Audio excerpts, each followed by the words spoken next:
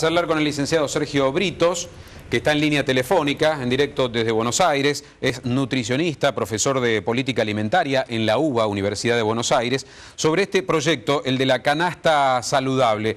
Sergio, buenas tardes. ¿En qué consiste este proyecto, una alimentación saludable, el costo que tiene en la Argentina de hoy día y los riesgos que conlleva no cumplir con esa canasta básica? Muy buenas tardes, Sergio. ¿Qué tal? Buenas tardes.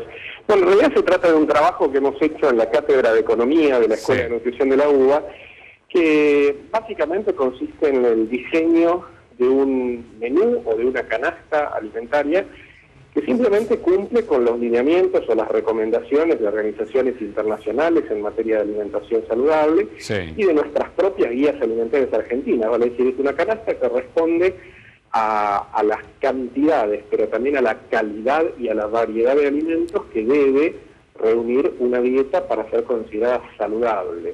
Obviamente esta canasta difiere de manera significativa en su composición respecto de la canasta básica de alimentos que utiliza el INDEC para medir pobreza.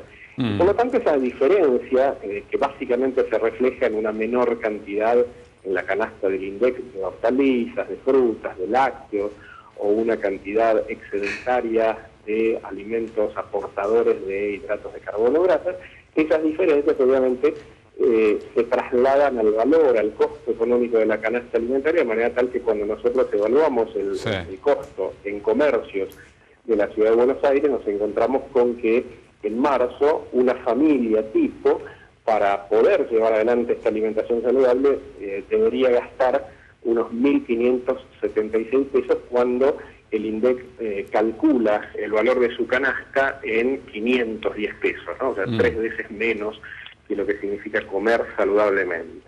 Y esa canasta que elabora el gobierno para formar el indicador de precios, ¿qué defectos encontrás, Sergio? Porque también tiene que ver con la alimentación de una familia, de los chicos, de los mayores.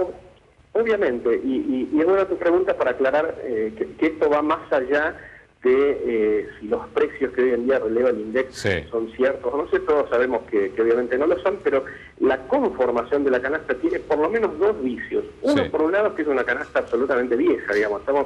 El INDEC está midiendo pobreza con una canasta que es del año 1988. Imaginémonos, gobernaba todavía Alfonsín, Argentina. Alfonsín hoy en día ya no vive más.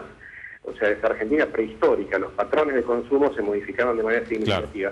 Y por otra parte, la conformación de la canasta es verdaderamente muy inadecuada desde el punto de vista del concepto de salud y de nutrición saludable. Claro, no solamente hay que pasar la línea, por ejemplo, de no tener hambre, sino alimentarse saludablemente. Hay una gran diferencia.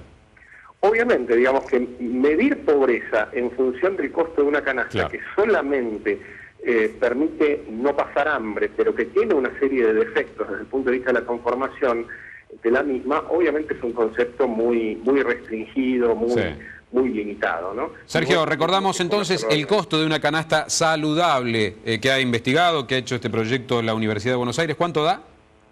Bueno, prácticamente 1.600 pesos. 1.576 es el valor que corresponde al mes de marzo en Buenos Aires. ¿Para una familia tipo? Para una familia de 2 adultos y 2 chicos en edad escolar o preescolar.